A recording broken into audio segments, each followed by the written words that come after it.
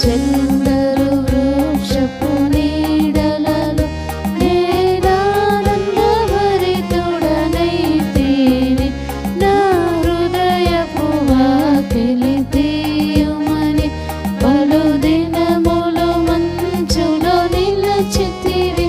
నా హృదయపు వాకిలి తీయుమని పలు దినములు మంచులో నిలచితివి.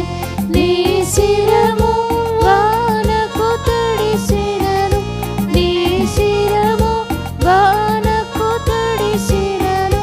నన్ను రక్షించుటకు వేచితివి, నన్ను రక్షించుటకు వేచితివి.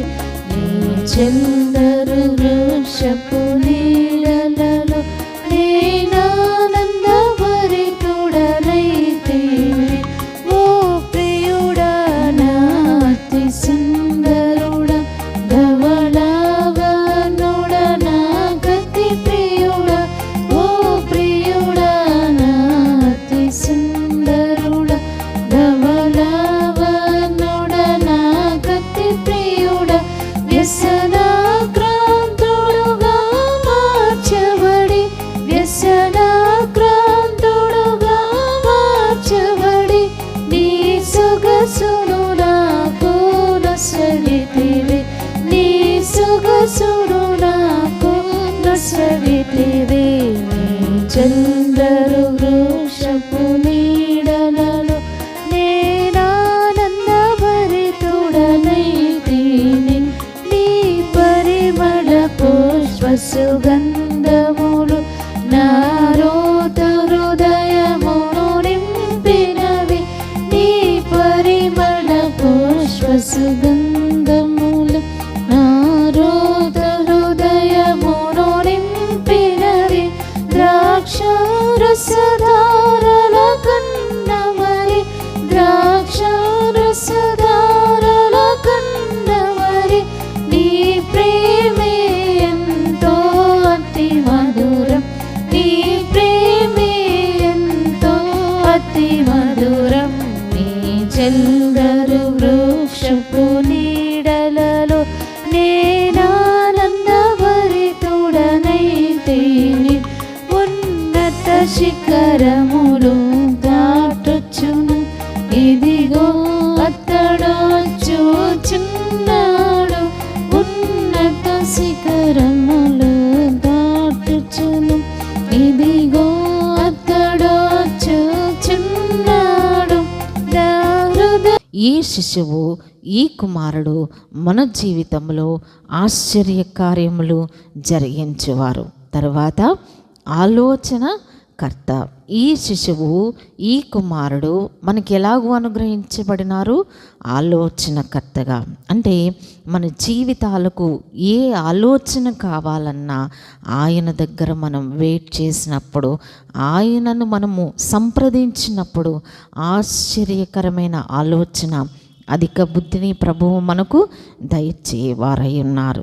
ఆ తర్వాత బలవంతుడైన దేవుడు, మన దేవుడు బలము కలిగిన దేవుడు.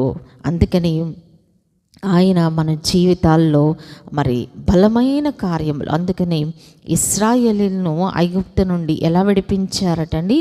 బలమైన హస్తము చేత ఆయన విడిపించినారు. ఆ తర్వాత మన జీవితాల్లో బలమైన కార్యములు అంటే శత్రువు చేతిలో నుండి విడిపించే బలమైన, ఆ శత్రువు చేతికి చిక్కకుండా మనల్ని కాపాడే బలవంతుడైన దేవుడు. ఆ తర్వాత నిత్యుడగు తండ్రి, ఆయన నిత్య జీవము కలిగిన వారు మన జీవితాల్లో మనకు కూడా నిత్య జీవమును ఇవ్వడానికే ఈ లోకములోనికి శిశువుగా పుట్టినారు, కుమారుడిగా అనుగ్రహించబడినారు. ఆ తర్వాత సమాధానకర్తయగు అధిపతి. సో ఆయన మన జీవితాల్లో సమాధానానికి కర్త.